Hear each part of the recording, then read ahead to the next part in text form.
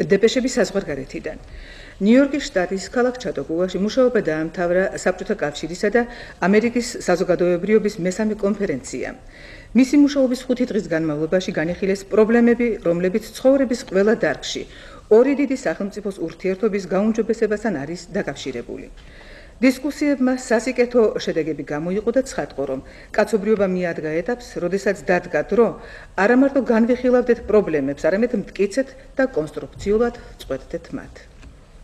ნიუ-იორკი. გაერთიანებული ერების ორგანიზაციაში განიარაღებისა და განვითარების ურთიერთკავშირის საერთაშორისო კონფერენციის ოფიციალური საბუთის სახით გაავრცელეს საბჭოთა კავშირის კომუნისტური პარტიის ცენტრალური კომიტეტის გენერალური მდივნის მიხეილ სერგიძე გორბაჩოვის მიმართვის ტექსტი, რომელიც მან კონფერენციის დელეგატებს გაუგზავნა.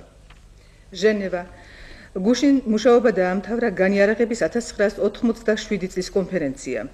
ბოლო პლენარულ სხდომაზე დელეგატებმა დაამტკიცეს შემაჯამებელი მოხსენება, რომელსაც გაერთიანებული ერების ორგანიზაციის გენერალური ასამბლეის 42 სესიას წარუდგენენ. კონფერენციის მუშაობაზე დადებითი ზეგავლენა მოახდინა საბჭოთა კავშირისა და სხვა სოციალისტური ქვეყნების ახალმა სამშვიდობო ინიციატივებმა. პეკინი.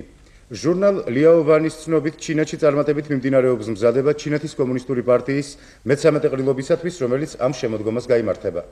ჩინეთის კომპარტიის ცენტრალური კომიტეტის გენერალური მდივნის მოვალეობის შემსრულებლის ჯაო ძიანის ხელმძღვანელობით შექმნილმა საგანგებო ჯგუფმა შეადგინა ყრილობისადმი მოხსენების პროექტი, რომელიც განსახილულად წარუდგინეს ჩინეთის კომპარტიის ცენტრალური კომიტეტის სამდივნოს, ცენტრალური კომიტეტის წევრებს, ჩინეთის კომპარტიის მრჩეველთა ცენტრალურ კომისიას, ყრილობის დელეგატებს.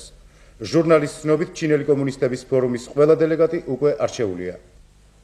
სამხრეთ აფრიკის რესპუბლიკის რასისტულმა მთავრობამ გამოაცხადა, რომ მომავალი კვირის დასასრულამდე გაამძაფრებენ ცენზურას მასობრივი ინფორმაციის იმ ორგანოების მიმართ, რომლებიც ხელს უწყობენ რევოლუციის განვითარებას. ასევე მოსალოდნელია ინფორმაციის თავისუფლების შეზღუდვა იმ უცხოელი კორესპონდენტებისათვის, რომლებიც სამხრეთ აფრიკის რესპუბლიკაში არიან აკრედიტებულნი.